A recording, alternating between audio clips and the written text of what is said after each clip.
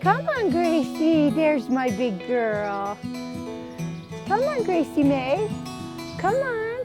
Oh, good girl. There's my princess. I've known her since she was a baby, and she trusts me totally. She'll perch on my back deck at night to sleep. If I used to leave the door open, she would walk right in, of course, like she grew up there. She's so funny.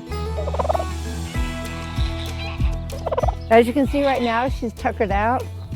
She just laid an egg, and that's 2 days in a row, which is quite amazing because normally these girls would not live long enough to have the opportunity to lay an egg.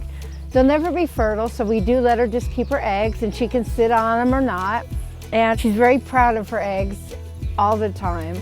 I think that's just really amazing that she gets to lay eggs and to know what that feeling is.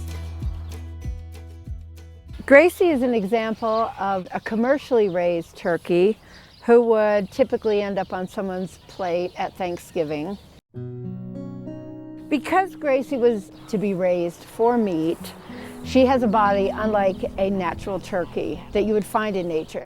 Farmers don't want to pay more than they have to feed them, and they want to make more of a profit. And they grow fat fast. Typically 3 months is when they would be killed. And because of that, as she will get older, her legs will begin to have problems. It's more weight than they would normally support. And also they have problems with their hearts because their body is so big, it's hard for that heart to support their body. So we keep a close eye on these guys, and we make sure they get exercise and their diet is limited and that they eat healthy. She has part of her beak missing, and the end of that beak was cut off so that when they're confined very tightly and there's many, many animals, they don't want them to peck each other, even though I'll be honest with you, they can still peck. They sometimes cannot make it to the feed bowls or water bowls because they can't get through all the animals to get to their food and water, and so many of them die. She could have been trampled, she could have starved to death.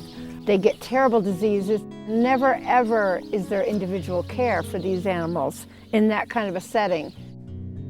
She's also de-toed, which means she has no claws on the end of her toes. They do that so they don't hurt each other by stepping on each other, and just kind of makes her off balance a lot. Gracie loves hanging out with her husband, Thomas, who is also a broad-breasted turkey. She's been with him a long time. They get along most of the time. Sometimes she likes to be bossy and push him around a little. Being that it's normally mating season, she's a little frustrated because her husband and her cannot make babies. When people come up through the driveway, she'll gobble at them to come say hi to her.